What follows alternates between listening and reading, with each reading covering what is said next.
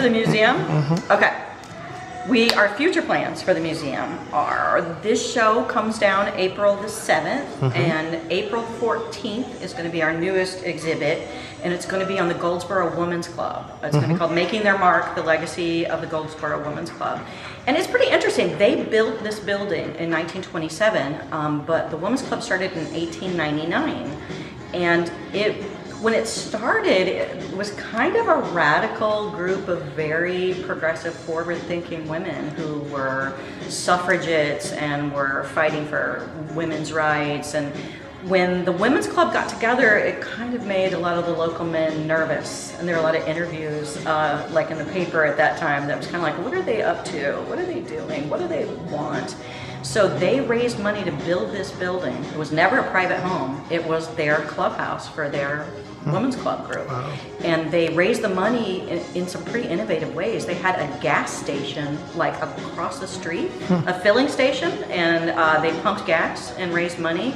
And then they sold it to the Esso company, and part of that money allowed them to buy this lot that this building is built on. And they also had a cafeteria downtown, and they cooked different foods and served, and they raised the money themselves at a time which just that seems pretty, progressive, to build this building. And in 1927, they laid the cornerstone and built the building.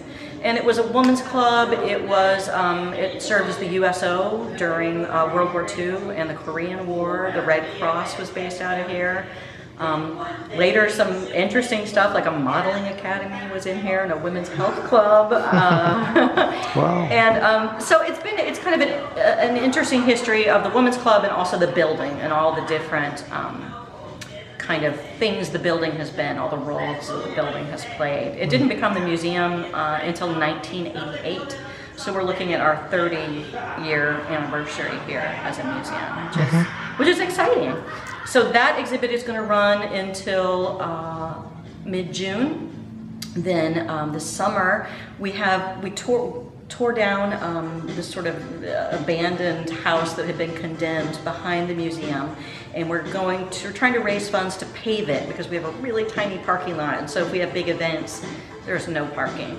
So we're going to try to pave it and have a second parking lot. And so we are thinking parking lots, cars, and in this photograph over here, I kept learning that all of the different car dealerships were downtown at one time, that you could buy any car you wanted without leaving Center Street.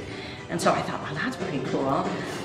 So we're going to explore the history of the car in Goldsboro and all the different car dealerships, vintage cars. We're going to have a car show on the parking lot and maybe get some sponsors to try to pave our parking lot. But we are getting different local celebrities, like Al King, our former mayor, has a collection of vintage cars, and he said he'll bring one. Judge Gaylor has a vintage Packard he's going to bring. J.B. Rhodes from J.B. Rhodes Funeral Home apparently has a 1968 mint Cadillac that only has like 38,000 original miles on it. But he says he just I guess drives it out of the garage and washes it and puts it right back in the garage. So I'm a little nervous to have him bring it because I'm afraid we're gonna have to stanchion it off and have guards standing next to it. But we think it'd be really fun to get people involved and bring vintage cars down and have them on the parking lot for a weekend and maybe try to raise money to pave our parking lot. And then after that show, we are going to going into the fall. We're going to explore a harvest festival and kind of in conjunction with the library. They're doing an agriculture exhibit, and so we're going to explore agriculture in Wayne County, but kind of practical applications of agriculture and some of the crafts based out of the harvest that are lost, like basket weaving and soap making and cheese making and some of those things, because I think there is a disconnect with today's kids that they don't know, where the things at one time all had to be handmade.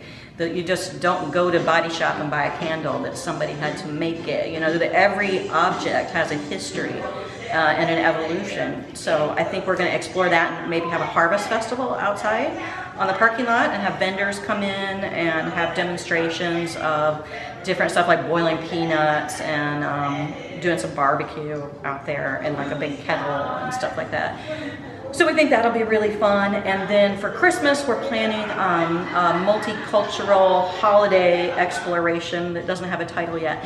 But the community of Goldsboro is really multi-ethnic, some of the founding communities. I didn't know in doing research that there was like a huge Lebanese population here initially, that there was a huge Jewish population here, there's an African American population, but we want to explore all of the different cultural traditions. So we're going to have, a Hanukkah event, we're going to have a Kwanzaa vendor fair, we're going to have different cooking demonstrations, because we think foods of different cultures are really interesting, and like Yvonne Parker said, food brings people together.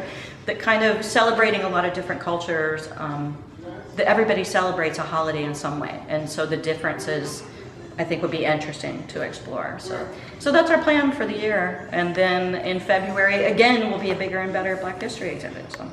Wow. So we're going to be busy. We're going to be busy, very, very busy, every single minute. So it may be too ambitious. Next year we may slow down. We only have an exhibit every 4 months instead of every 3 months. I don't know. Keep it going. So we'll see how much we can. See if we can keep up the pace and the momentum. But right now, people are really excited to see stuff in here again, and so we're thrilled. We've had a lot of people come through. So very good. Great. Well, congratulations. Thank you. All the best. Okay, to you and to our museum. Thank you. And thanks for your help in making this happen.